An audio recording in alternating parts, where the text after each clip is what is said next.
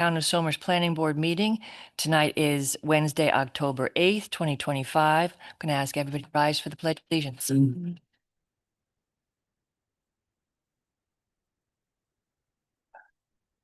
Pledge allegiance to the flag of the United States of America and to the republic for which it stands, one nation, under God, indivisible, with liberty and justice for all.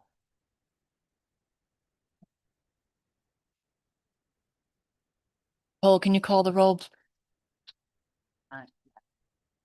Chair Vicky Gannon, Here. Paul Trevor-Finney, Here. Jack Madden. Here. Prince, absent, Anthony Sutton, Here. Christopher Zaberto. Yep.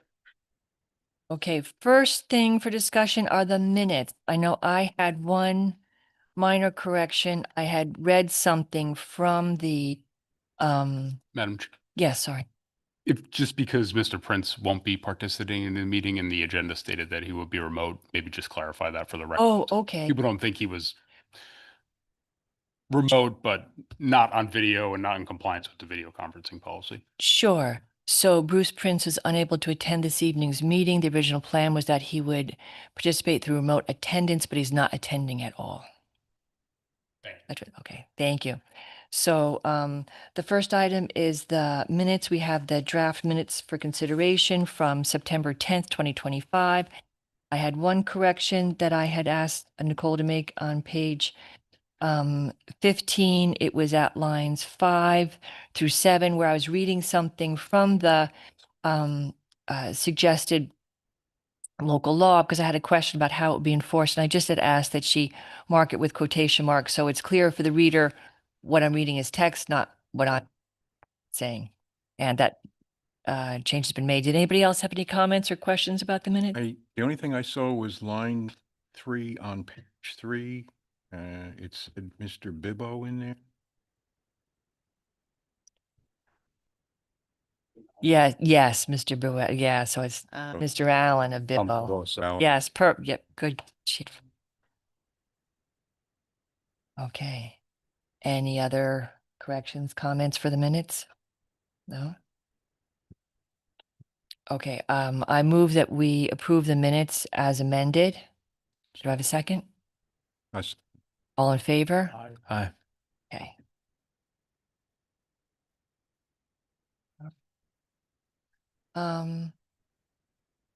First, we have a time extension request. This is New York State Police Headquarters, Somers Fire District, 295-100 Subdivision Resolution 2024-05 Tax Map .18-1-1.2. This is a request from the Somers Fire District Board of Commissioners for a 90-day time extension from October 30th, 2025 up to and including January 27th, 2026 for approved preliminary plat signature by the Planning Board Chairman to meet the conditions of approval, Resolution 2024-05 in accordance with Town Code Section 150-12.m. Steve, could we have an... Yeah, I can speak to that. The reason this is here for an extension is that the subdivision plat cannot be filed until we have an updated will serve letter from Veolia for water and sewer service. That application was being held while a DEC process was being completed. That process has been completed, and in the meantime, we have filed updated service request forms with Veolia for both water and sewer, and so those are in process with Veolia. So we're awaiting eagerly their reply, but it's at this point a paperwork processing time issue. Okay. Any questions from the board? Okay. I move that we approve the request for the 90-day time extension from October 30th, 2025 up to and including January 7th, 2020 for the preliminary plat signature, for the approved preliminary plat signature by the Planning Board Chairman to meet the conditions of Resolution 2024-05 in accordance with Town Code Section 150-12.m. Do I have a second? Thank you. All in favor? Aye. now I'm going to recuse myself. Okay. Okay. Item number 2 is a public hearing. This is a public hearing for 20 Lakeview Drive Wetland and Watercourse Protection Application, Tax Map 16.09-3-46. The applicant is proposing additions to the existing single-family dwelling, including a one-story, 781 square foot addition at the left side of the dwelling and a one-story, 960 square foot addition at the right side of the dwelling. New York State Department of Environmental Conservation and Zoning Board approval have been obtained. The property is located at 20 Lakeview Drive and is in the R10 zoning district. Nicole, can we have publishing and posting, please? Sure. The legal notice was published in the Somers Record on September 25th, 2025, and the adjoining property owners were notified via mail on September 24th, 2025. Okay. Is the applicant here to make a presentation? Thank you. So I believe you all have a portion of the plans. Can you start by identifying yourself for the, Jason Long, 20 Lakeview Drive, Yorktown Heights, New York, 10598. I am the property owner. We have submitted to the town, small version, but we have submitted, and again, we were up last time just dealing with wetland mitigation. Our course of action through our architect that we submit to the town is going to be natural species bordering the entire property of the addition, to include the creek bed, and everything will drain out to that for mitigation. We're also going to make the driveway into some type of pervious material to allow for excess rainwater from the addition to into the ground for entering the water system. okay.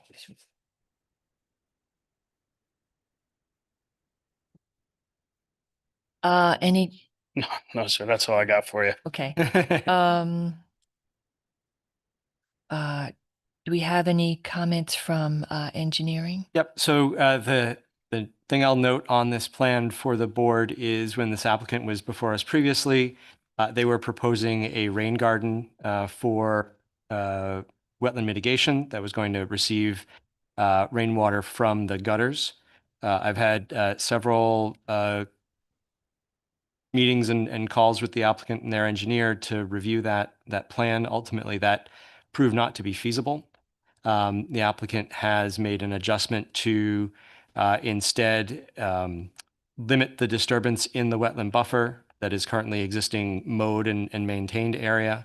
And as mitigation for the additional building footprint in the wetland buffer, they're proposing a combination of the pervious driveway that's currently impervious and taking sections of the wetland buffer that are immediately adjacent to the water body and planting those in with appropriate native species.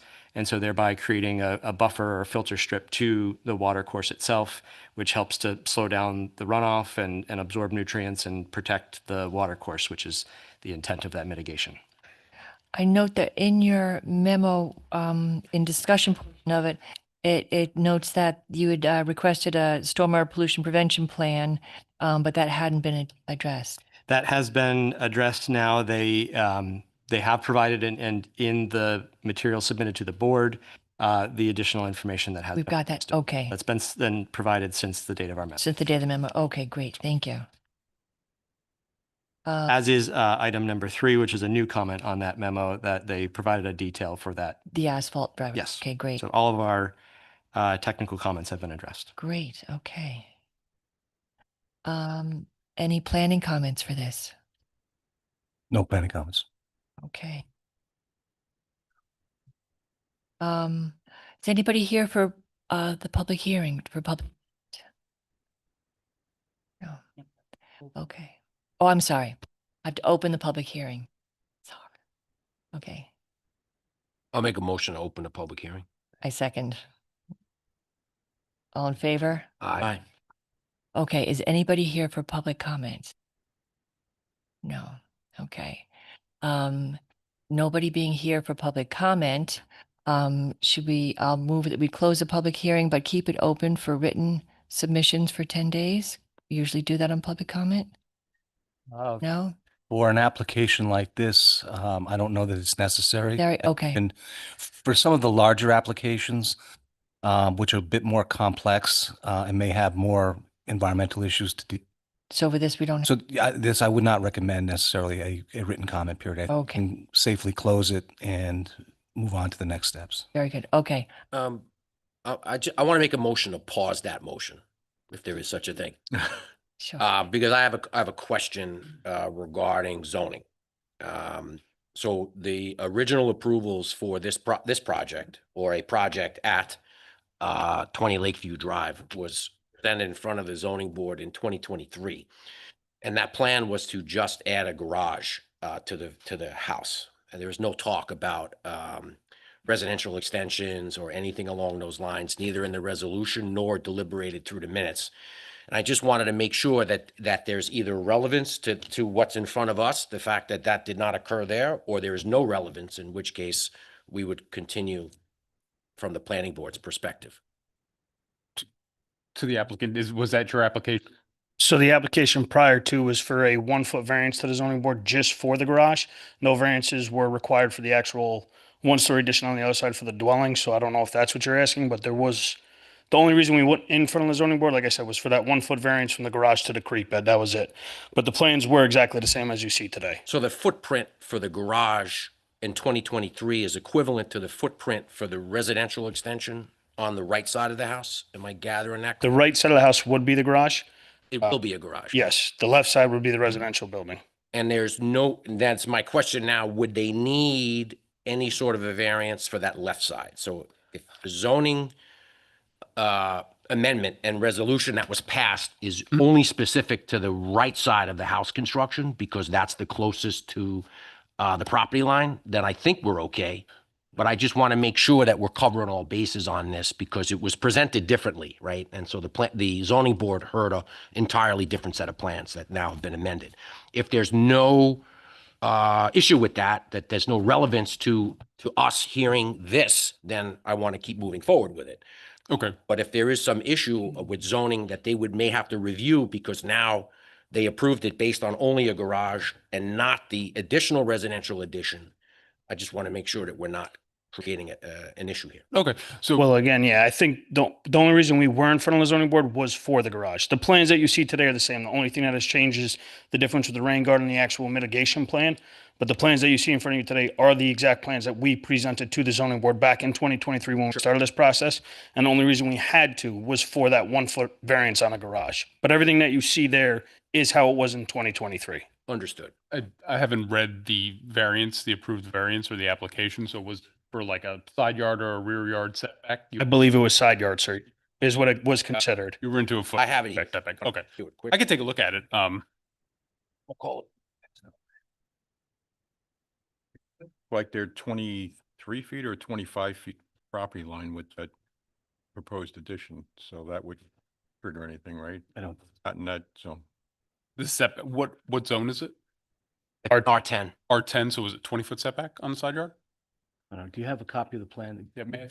Yes. There should be a zone table on the.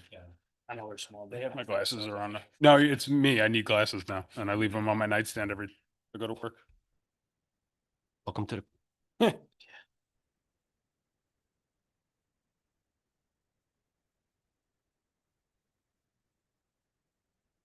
So it's a rear yard.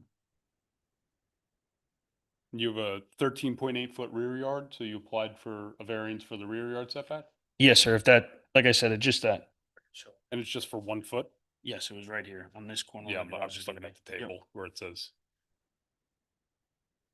So the side yards are compliant?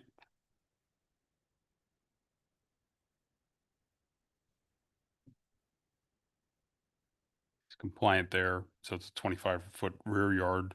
The based on the site plan and kind of just a hasty review, the proposed addition on the left side looks to be compliant with the rear yard setback. And the variance applied for based on what the applicant said was for a rear yard setback. It encroaches into the 25-foot rear yard.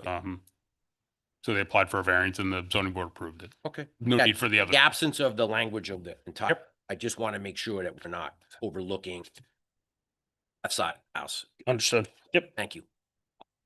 So then I will rescind my motion, to delay the motion to open, because no, if there was a problem and maybe neighbors now I want to know, right? No, I appreciate Want to close it right away, so. So But no, we're good from my end. you're obviously not a Yankee fan. I'm not. So I'll move that we close the public hearing. Nobody from the public having come to speak. Do I have a second? Second. All in favor? Aye. So I think we could ask staff to draft a resolution for chair signature. Does anybody have any objection to that? Okay, all right, so I move that we ask staff to draft a resolution of approval for chair signature. Can I have a second? Second. All in favor? Aye. Okay, Thank you. Good luck. Yep. thank you. I believe the applicant said a 1-foot variance. It's an 11-foot 2-inch variance from that rear yard. I just, I thought the approval was for 1 foot. I see. All right. It says it right in the first full paragraph. Resolution. It states that the rear yard setback is 25 feet. The property at that corner with the proposed garage extension is 13 feet 8 inches. And it requires an 11-foot 2-inch. 7.2, yeah. 11.2. We're good then. Item number 3 is project review for new Singular Wireless AT&T application for amended special use permit wireless telecommunications facility. Location of this facility is at 250 West Hill Drive, map 17.05-20-2. The applicant is applying for an amended special use permit. The project consists of modification to the existing wireless facility comprising of equipment, antennas, and associated cables. The project site is located at 250 West Hill Drive, Heritage Hills, and is in a designated residential development DRD zoning district. I'm going to start with disclosures. I live in Heritage Hills. 919D is my unit. My mother also lives in Heritage Hills at 788B. Neither of us are within eyesight. We're on the West Hill, but we're not near the subject antenna. Anybody else want to make a disclosure? I'm a commissioner in the fire district and we have a transmitter on that site, so I don't Okay. know if that counts or not, but Okay, so we have another disclosure. And Jack? Live at 642C in Heritage Hills. So there's no conflict. You're not nearby. Okay. All right, thank you. So with that out of the way, applicant, would you like to make your presentation? I would. Thank you, Chair Gannon and members of the board. My name is Marty McGee. I'm from Arrowsmith Development, representing New Singular Wireless, more commonly known as AT&T. Thank you for your time tonight. It's a pretty straightforward application. We currently have 9 antennas on the existing pole at the 70-foot height. Of those 9 antennas, you have 3 sets of 3. They're all identical on the 3 sets, 3 sectors. So what happens, one happens on the other 2. What we're proposing to do, this is going on across AT&T sites across the country. There's 27,000 of them. They're basically doing an equipment swap, one brand of antenna for another brand of antenna, and part of that is this process. So we currently have 9 antennas. If you take it down, sets of 3 on each sector, you're going to be replacing 2 of the 3 antennas and just relocating one of the existing ones. So it's going to be 6 new antennas out of the 9, set over 3 different spots. There's also something called RRH, which is a remote radio head, which is placed behind the antenna. It's not very visible. We're just replacing the same size existing ones with the same size new ones. 9 of them existing now. They would be replaced with 9 new pieces of equipment. The antenna that we're actually changing, they are the same size. One of them is actually smaller than the existing one now, slightly. The other one is a good foot shorter than the other one, and the other one is staying. It's just being relocated. So there's not much change aesthetically. As far as the cabling and that run down to the equipment on the ground, the equipment is actually in an equipment shelter, so it's not visible in any way, shape, or form. And we're just swapping out cabinets inside the shelter. And that's basically what we're looking to do with this application tonight. Equipment swap. Any planning comments? No comments, Madam Chair. Engineering comments? These are almost our standing 2 comments on all applications, just for compliance with the town code. And you're familiar with them from the last time Sure. here, but for the record and for the board, there is a structural analysis report that was prepared. The town code does request that the structural analyses include provision for a in-person structural inspection, visual inspection.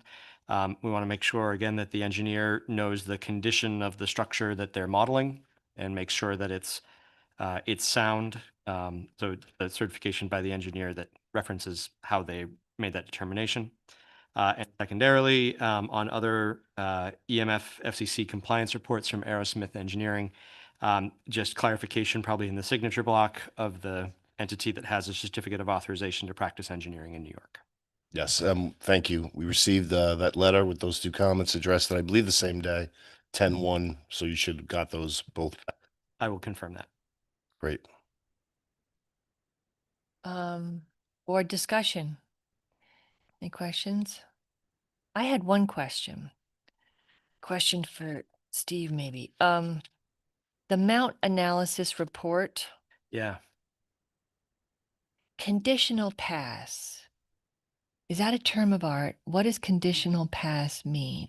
I read that a little bit too closely, given that stamp on it as well. That analysis is for the mounting of the antenna on the base. And so there's two structural reports. One is for the overall antenna structure in the tower, and that's usually the one that we're focused on.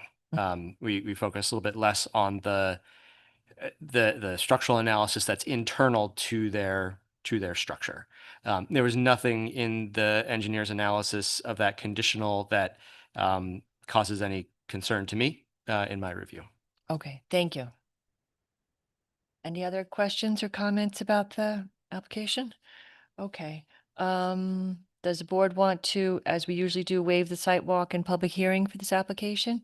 I make a motion to waive the sidewalk, and any additional. And the public, can we do them at once, or do we separate them, waive the site walk and waive the public hearing? You should probably vote on them separately. Okay. So, Chris's move, we waive the site walk. I second. All in favor? Aye. I move we waive the public hearing. Second? All in favor? Aye. Okay. I think, can we direct staff to prepare a resolution for chair's signature? I move we do that. Second. All in favor? Aye. Aye. Okay, thank you. All right, so let me put this. That. All right. Thank you. Would you, do you know when the resolution might be available? 60 days eligible. 60 days? Okay. Eligible facilities request, correct? Yeah, So 60 days from the date the application was submitted. okay. So typically it'll be prepared. You appeared first at the September, is it the 11th meeting? Oh, this is the first appearance? Within the next So week or so. Thank you. I appreciate it. Okay. All set? thank you, Dave. I don't know if you voted. Okay, Do we have to make a motion for them to prepare it, or did we do that already? we did that. I'm sorry. Yeah. Yes, we did. We made a motion to them to prepare it for chair's signature. And we're actually already talking about when it's available, when I can come in to sign it. So, And do we need to put a condition that Woodward and Kern is waiting for confirmation on reports? They say they sent it, but Well, that'll be a condition in the resolution. Right. Yep. That they need to satisfy the comments in Steve's memo. Okay. And if they provided it, then then it's Satisfied. done already. Right, Got it. done already. All right. Right. Right. Very good. All set? All good. Okay, thank you very much. Appreciate it. Thank you, Counselor.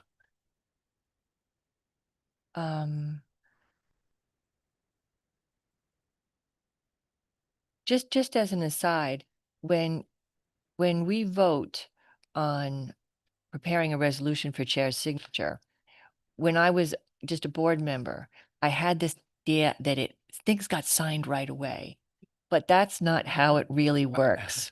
There can be a fairly attenuated amount of time from when we vote on something to when signature happens. Right. So it's just something I've learned over time, but it's not always, in my mind, I imagined the next day something would be signed. Right, we're done. We finished. No. Here, here's my signature, No. right? But they're all, No. to your point, Dave, those conditions that you include would have to be met. Right. And then when you're satisfied they were, then you'll present it to us to Yes. sign off on. Well, Right, so Exactly. on the circumstance and the nature of what we're trying to accomplish in the resolution, that will sort of determine, and what the applicant does and how quickly they do it, that will determine the timeline. Understood.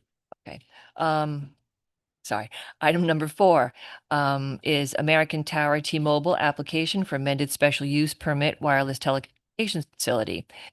280 is located at 285, excuse me, at 2580 Route 35, Santaroni property, tax map 37.13-2-3.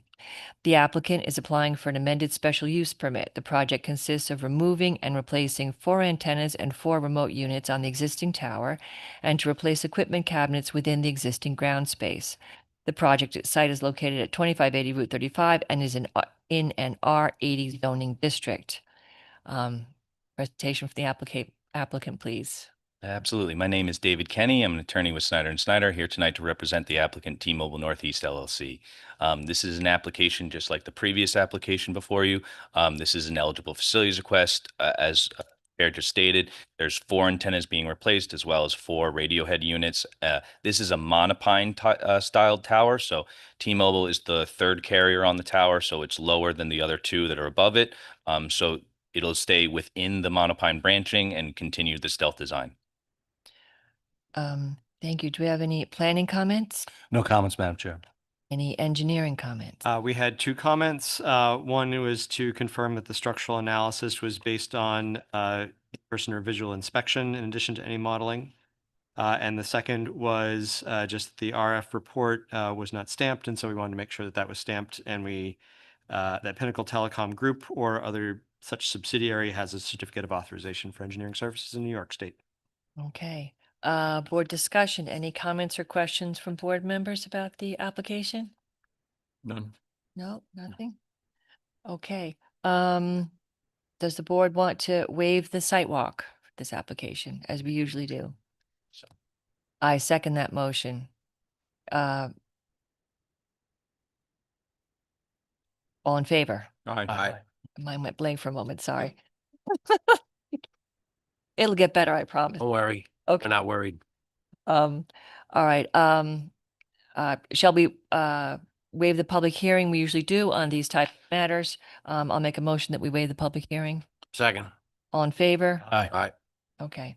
I'm going to make a motion that we direct staff to prepare a resolution. Do I have a second? You do, from me? All in favor? Aye.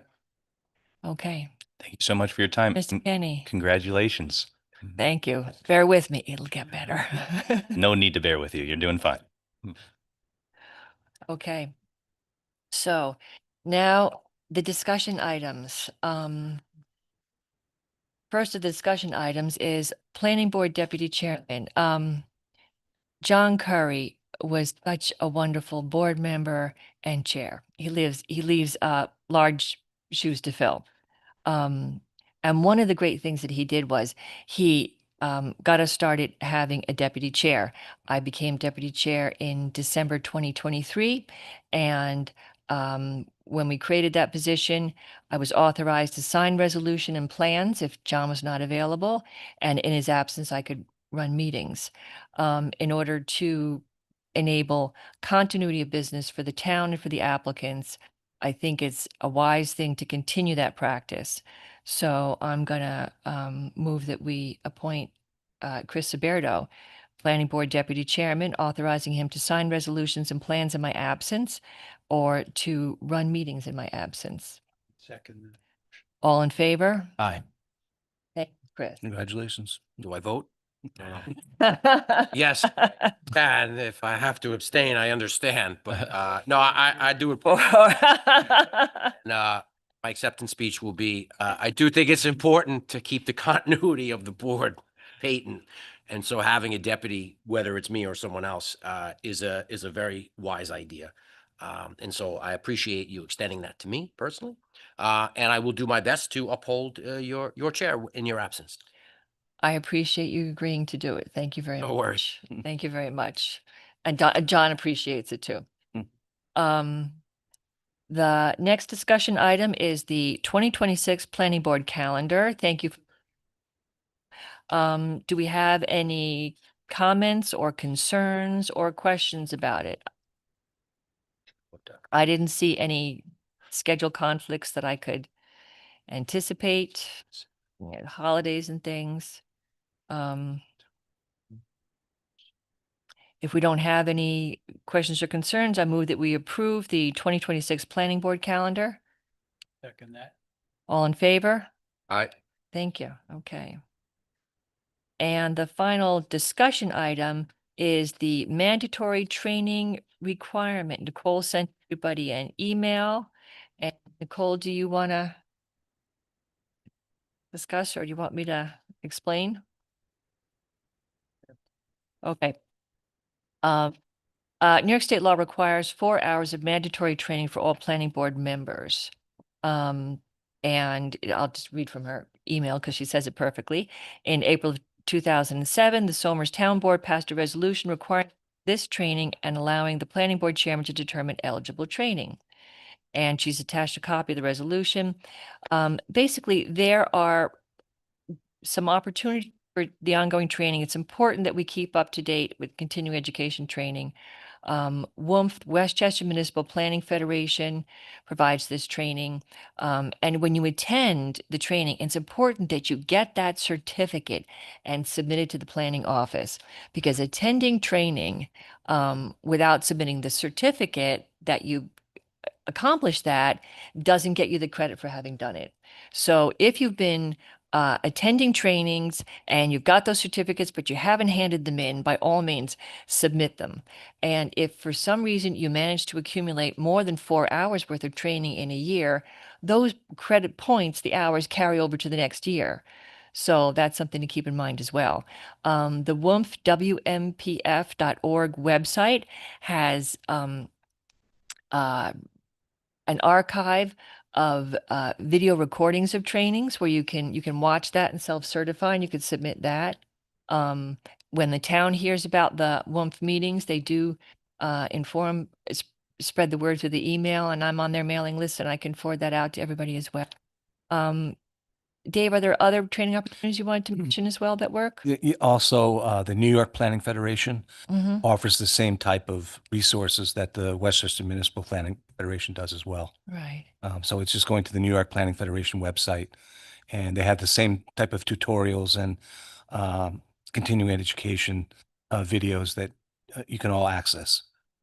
Yeah. and it'll give you a certificate at the end. I don't know if the New York Planning, I'm assuming that they do, but we can check. And obviously, if you're going to participate in that, I think, if you can self-certify that you've Yeah. done it, you're Well, on the honor system. Absolutely, Right. absolutely.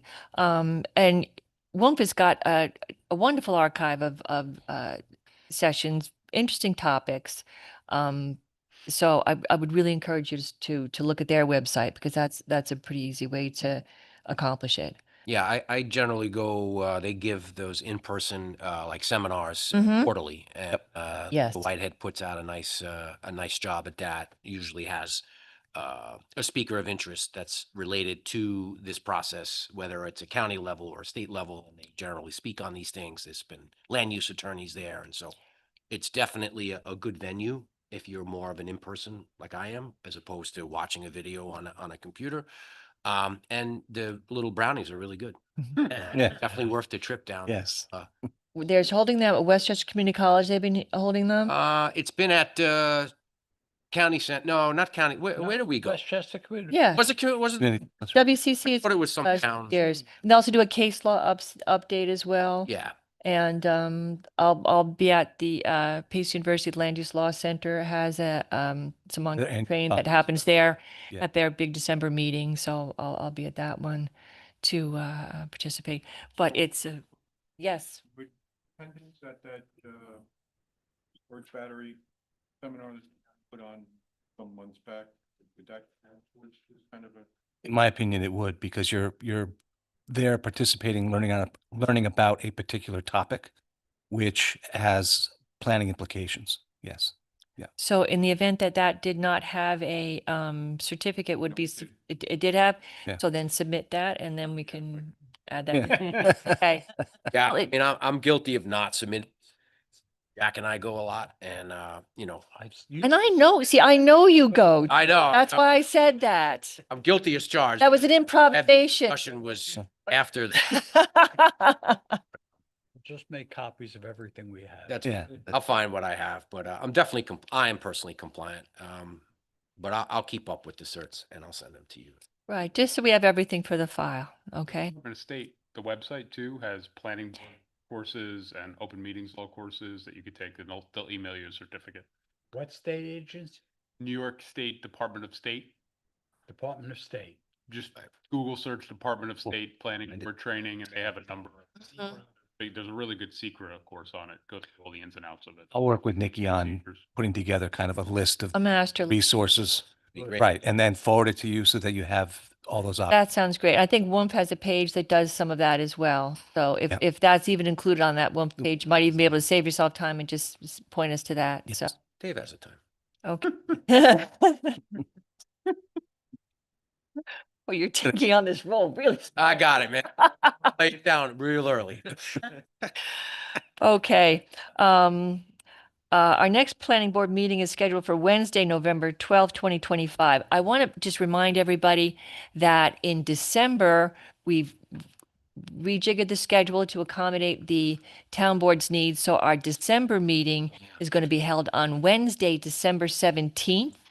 And so I know it's ahead of time, but I know December can be a very busy time. So everybody make sure that's on your calendar. And I'm going to remind everybody again in November to keep that date free. So with that, I'm going to move that we adjourn until our next meeting, which is November 12th. Do I have a second?